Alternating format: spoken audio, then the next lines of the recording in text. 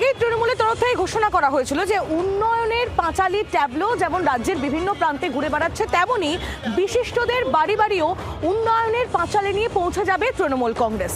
আর করেছে বা কর্মযোগ্যগুলো হয়েছে বিভিন্ন ক্ষেত্রে, সামাজিক সুরক্ষা থেকে, স্বাস্থ্য থেকে, শিক্ষা থেকে, পরিকাঠামোগত উন্নয়ন থেকে, পর্যটন থেকে, কৃষি থেকে, তার একটা বিস্তারিত খতিয়ান আমি রঞ্জিতবাবুর হাতে তুলে দিয়েছি। এবং কী অর্থনৈতিক প্রতিকূলতার মধ্যে, বিশেষ করে বিগত 5 বছর 2021-এ দ্বিতীয়বার নির্বাচিত হওয়ার পর একদিক দিয়ে হাইকোর্ট বিচার ব্যবস্থার একাংশকে লাগিয়ে একাধিক সিবিআই কেস, অন্যদিকে বাংলার ন্যায্য পাওনা প্রাপ্য আটকে রাখা, আজকের দিনে দাঁড়িয়ে প্রায় বকেয়া পাওনার পরিমাণ 2 লক্ষ কোটি টাকা, এবং তারপরেও যে রাস্তাঘাটের কাজ, আবাস যোজনা, লক্ষ্মীর ভাণ্ডার, স্বাস্থ্যসাথীর মতো একাধিক যুগান্তকারী প্রকল্প। আগে সিপিএমের আমলে আপনারা দেখেছেন যে সরকারি কর্মচারীরা মাইনে পেত না এবং কোনো রকম কোনো আর্থিক বঞ্চনা ছাড়াও সিপিএম সেটা করতে পারেনি, তার সমাধান করতে পারেনি। আজকে এত কিছু করার পর কেন্দ্রীয় সরকারের বৈমাতৃসুলভ আচরণ, আমার কোনো রাজনৈতিক কথা হয়নি, কিন্তু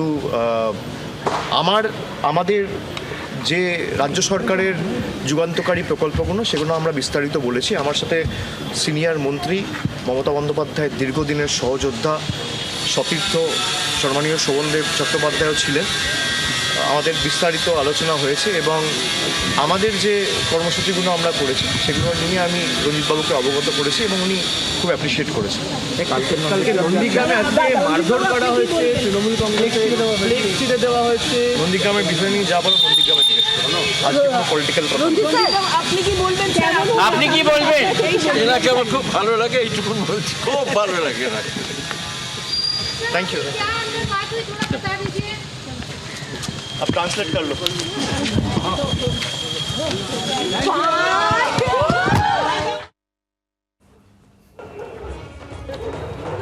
রঞ্জিত মল্লিকের বাড়িতে পৌঁছে যান অভিষেক বন্দ্যোপাধ্যায়ের উন্নয়নের পাঁচালী নিয়ে। রঞ্জিত মল্লিক অভিনেতা, তার বাড়িতে পৌঁছে যান অভিষেক বন্দ্যোপাধ্যায়, আর সেদিকেই আমাদের নজর রেখেছিলাম আমরা। বাংলার আওয়াজ, বাঙালির আবেগ, জি 24 ঘন্টা।